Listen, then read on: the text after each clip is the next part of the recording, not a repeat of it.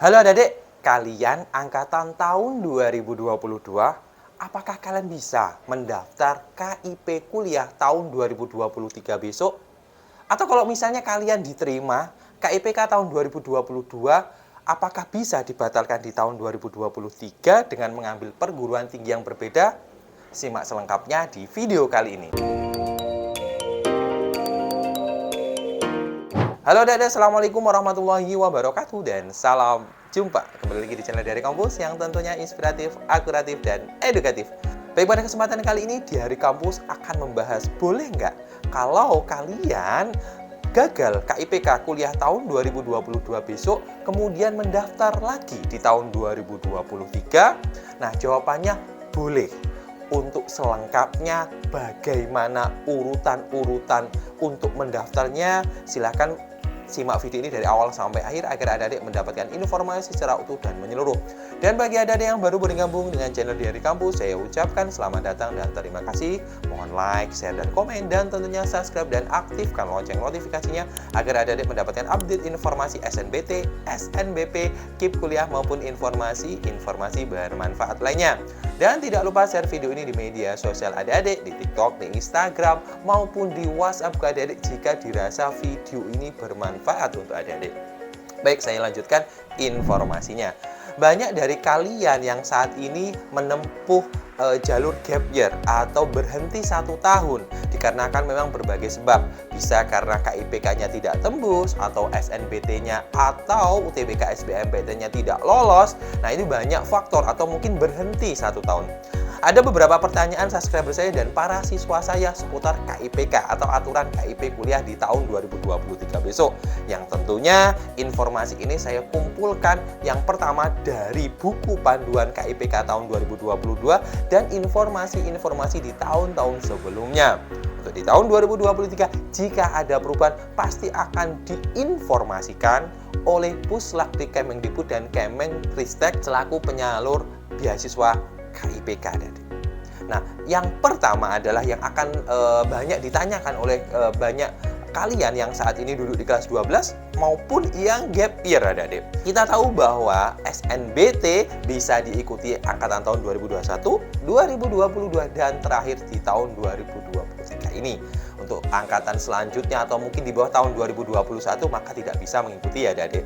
Oke, ada pertanyaan yang pertama adalah, Kak, kalau saya mengajukan KIP kuliah, kemudian tidak lolos di tahun 2022, kemudian saya mengikuti KIPK tahun 2023, apakah diperbolehkan?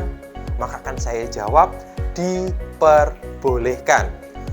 Menganut dari peraturan KIPK tahun 2022, bahwa KIPK bisa diajukan maksimal 3 kali kesempatan, seperti SNBT adik-adik.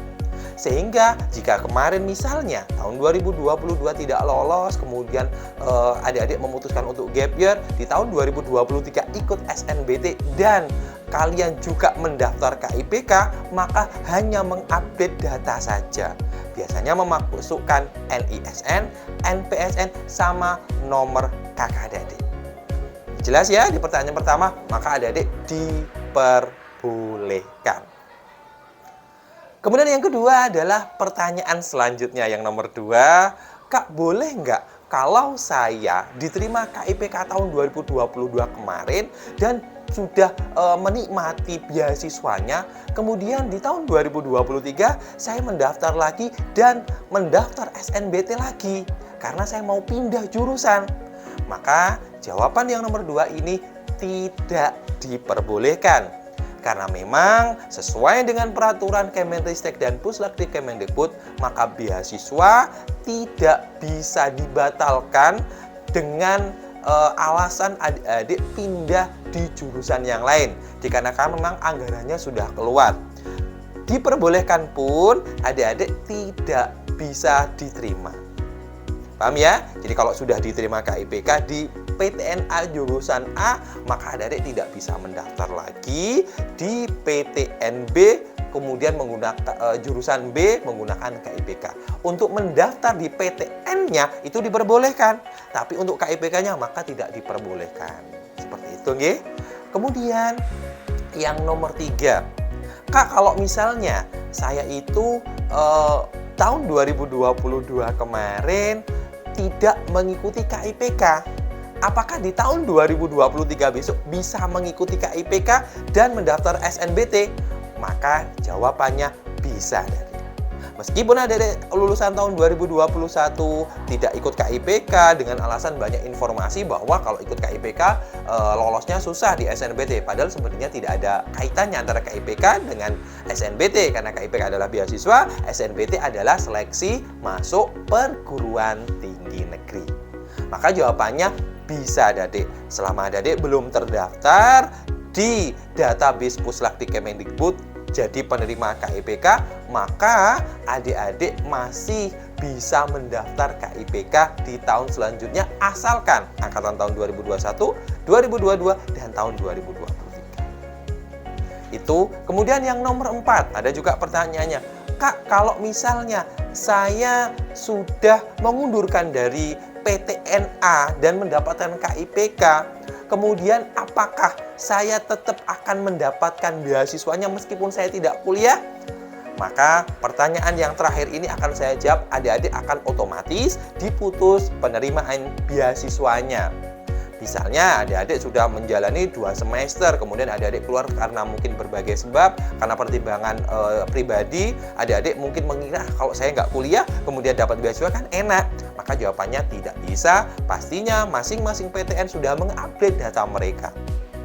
Ya, kalau memang aturannya seperti itu, maka adik-adik tidak akan diteruskan KIPK-nya.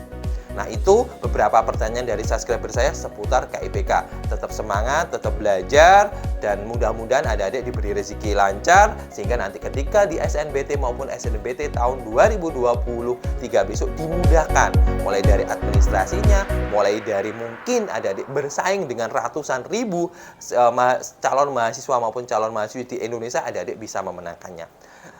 Mungkin itu saja yang perlu saya sampaikan di video kali ini. Tetap semangat adik-adik, dan dari saya, wassalamualaikum warahmatullahi wabarakatuh, dan salam jumpa.